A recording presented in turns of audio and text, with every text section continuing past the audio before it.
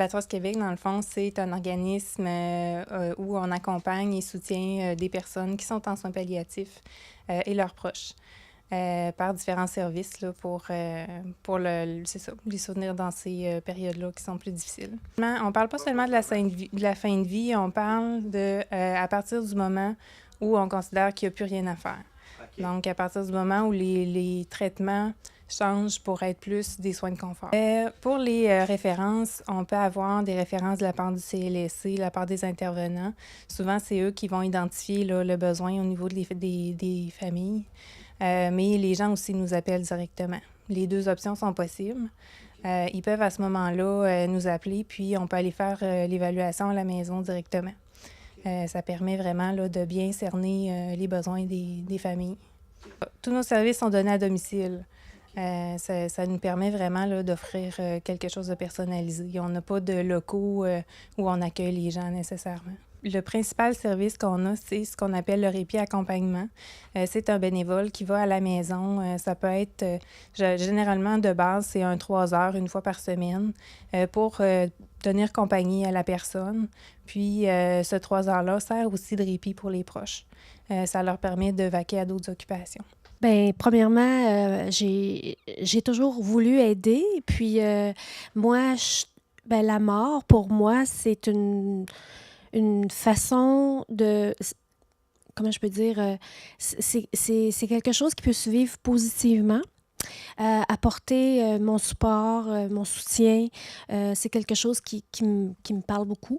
Alors, à un moment donné, j'ai vu une petite annonce, puis j'ai dit « Oups, ça correspond ». Il y avait une formation, puis j'ai décidé d'y aller, puis oh mon Dieu, c'est merveilleux, c'est très valorisant. C'est quelque chose qui nous apporte énormément, tant pour nous, puis probablement pour la personne, mais il se crée des liens, puis en tout cas, c'est indescriptible, mais c'est quelque chose de très positif.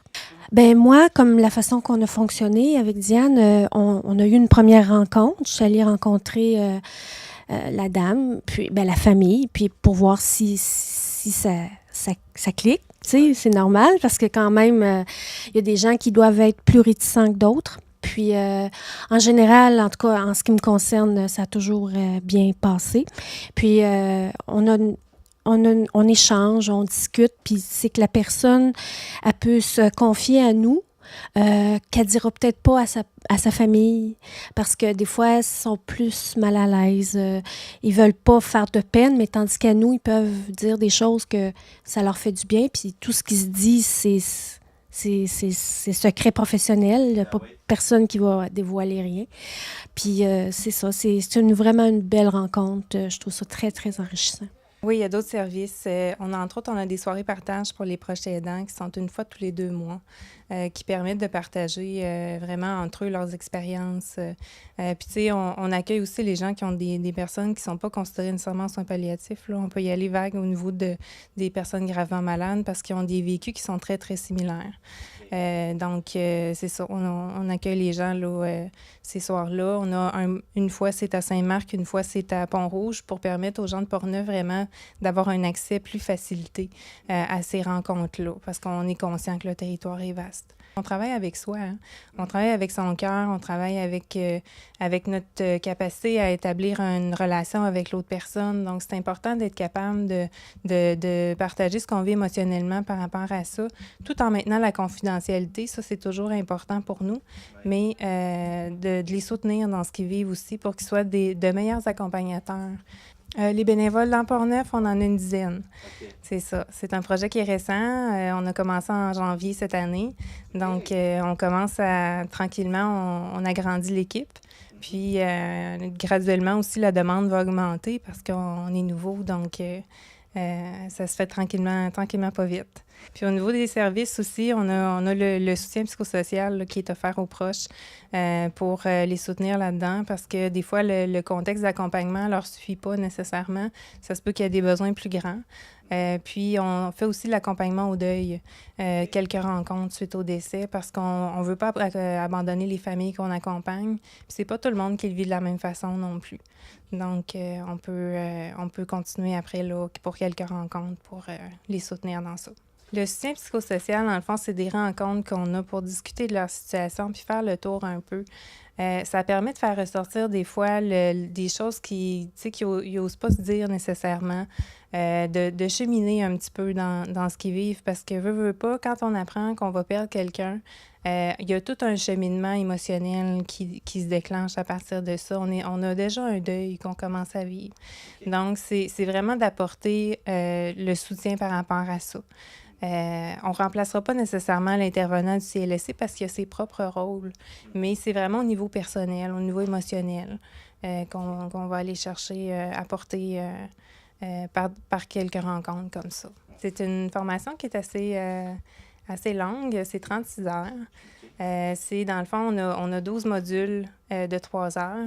Puis ici, dans Port-Neuf, on a choisi de répartir ça sur des journées de fin de semaine pour permettre d'avoir 2 blocs par jour parce qu'on sait que les gens font des grandes distances en automobile.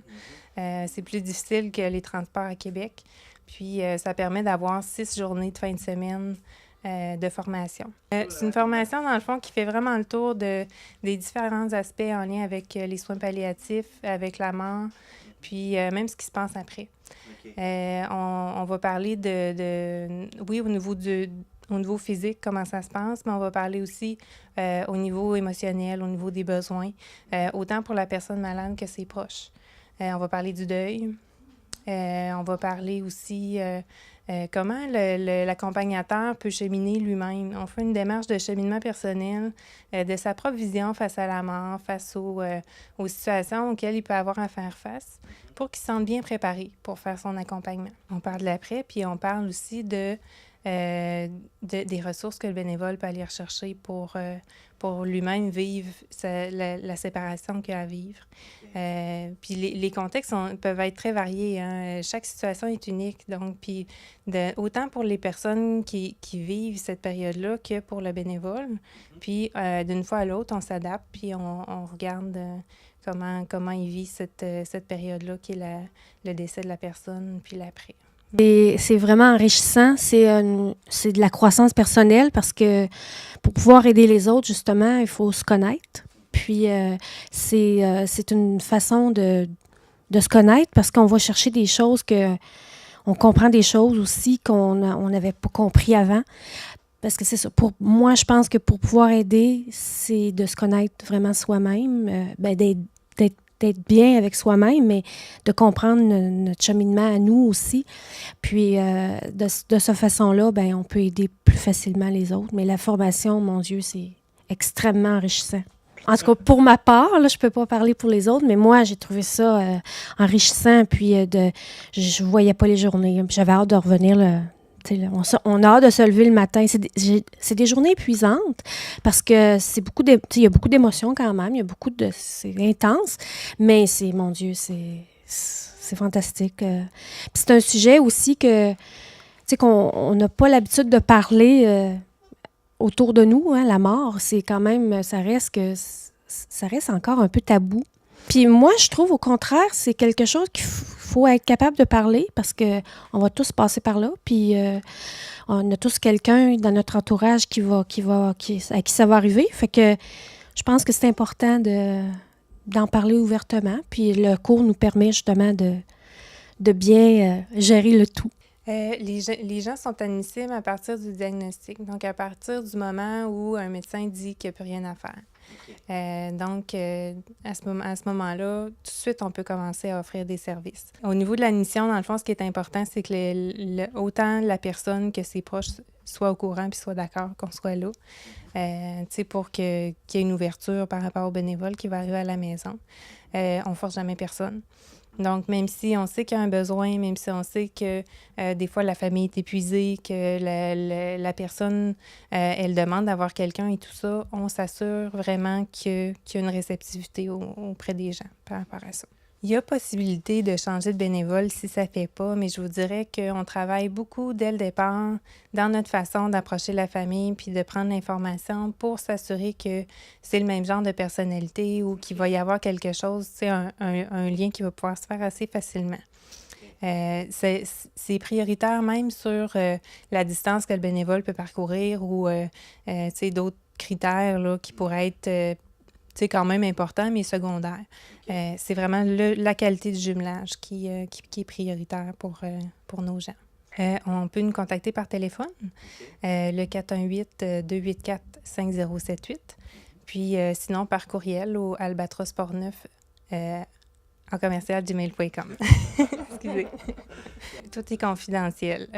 On avise les gens qu'il y a possibilité que je puisse discuter de certaines situations avec ma bénévole, mais l'information est confidentielle, puis on est dans une région où tout le monde se connaît. Donc, c'est extrêmement important pour nous qu'il n'y ait rien qui sorte des discussions qui ont lieu. C'est une formation par année. Okay. C'est ça. L'année dernière, on en a fait 2. Ça nous a permis de bien débuter. Puis pour la suite, c'est une formation par année ici dans Portneuf. Puis il y a des formations qui se donnent aussi à Québec une fois par année. Moi, je suis une personne, j'ai besoin de donner beaucoup aux autres. J'aime ça, le contact humain. Je trouve que c'est quelque chose qui m'apporte beaucoup. Alors, moi, je dirais aux gens qui ont le cœur à la bonne place de téléphoner. Puis, écoutez, c'est vraiment valorisant. Ça fait du bien. Je vous dis, c'est peut-être égoïste de dire ça, mais ça nous fait du bien autant à nous qu'on peut faire du bien aux autres. Alors, c'est très positif.